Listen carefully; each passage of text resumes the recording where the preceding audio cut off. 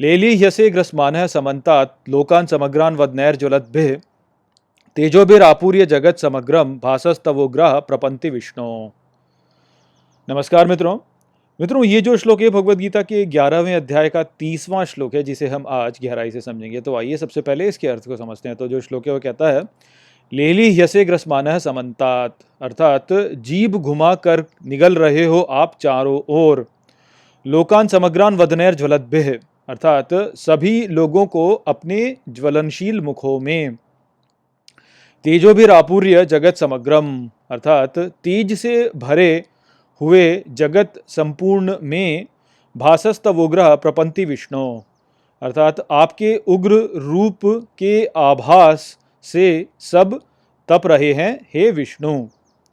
तो यहाँ पर अर्जुन श्री कृष्ण के विराट रूप को लेकर के कहते हैं कि मैं देख सकता हूँ कि आप अपनी जीभ को घुमा करके यहाँ पर चारों ओर से सभी लोगों को अपने ज्वलनशील मुखों में निगल रहे हैं, और आपके इस तेज से ये जो संपूर्ण जगत है, यह इस उग्र रूप के को आपको कि इस उग्र रूप को देख करके यह तप रहा है।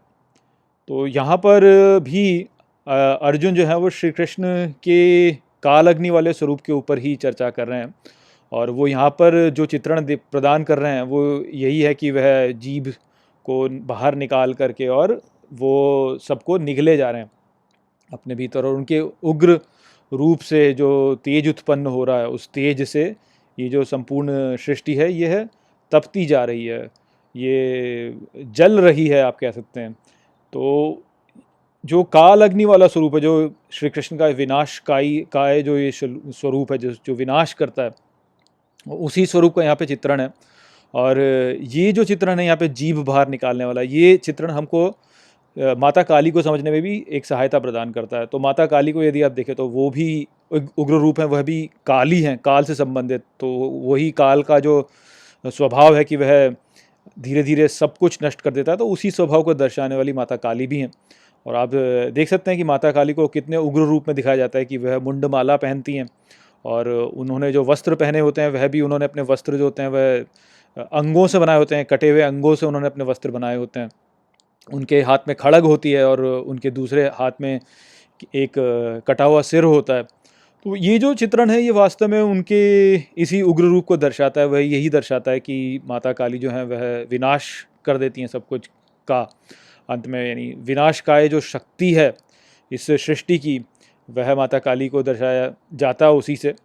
किंतु लोग कई बार ये नहीं समझ पाते कि वो है जीभ बाहर क्यों निकाल रही हैं, किंतु यहाँ पे हम समझ सकते हैं कि वो जीभ बाहर क्यों निकालती हैं। उनका जो चित्रण किया जाता है वो जीभ को बाहर निकाले हुए किया जाता है। वो इसीलिए किया जाता है क्योंकि वह उस जीभ से वह, वैसे तो कहते हैं कि उन्होंने लहू पी लिया था, लहू पिया और फिर उन्होंने जीभ बाहर निकाली, पर वो बात वही है कि जो सर्वनाश किया गया, सर्वनाश करके वह अपनी जीभ बाहर निकालती हैं ताकि वह सब कुछ जो भी कुछ है यहाँ पर उन सबको निगल सकें, अपने मुंह में ले सकें। जो कथा है उसमें तो ये कि उन्होंने रक्त ले लिया, उन्होंने रक्त लेती गई। रक्त वास्तव में क्या है, जीवन का ही स्वरूप है।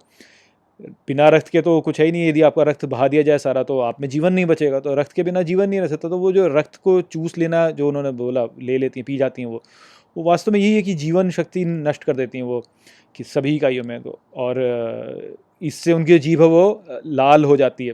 वो लाल जीभ वो बाहर निकाल रही है, इसीलिए निकाल रही है क्योंकि वो बाहर निकाल करके वह उसी रक्त को और अपने भीतर लेना चाहती हैं, उसे निगलना चाहती हैं। तो यहाँ पे जो श्री कृष्ण के बारे में अर्जुन बोल रहे हैं कि आप अपनी जीभ को बाहर निकाल करके आप सभी यहाँ पे जितने भी जीव हैं उन सबको अपने भीतर ले रहे हैं, सभी को आप नष्ट करके अपने भीतर समा ले रहे हैं, जो निगल जा रहे हैं उसको।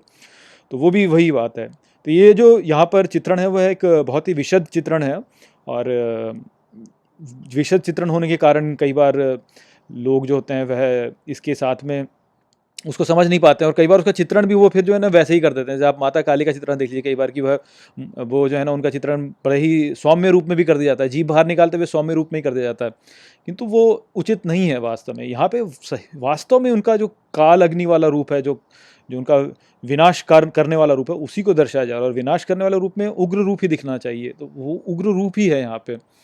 जीभ को बाहर निकालने का जो जो संकेत है वह वास्तव में यही संकेत है कि जीभ को बाहर निकाल के वो चाटे जा रहे हैं पूरे संसार को, जिसको जो भी कुछ है उसको जीभ से पकड़ के अपने मुंह में निगल लेते हैं। तो उग्र रूप यही है। तो आशा करता हूँ कि मैंने इस श्लोक को आपको अच्छे से समझा दिया होगा। चलिए इसी के साथ इस वीडियो को हम यहीं पे समाप्त करते हैं। नमस्ते।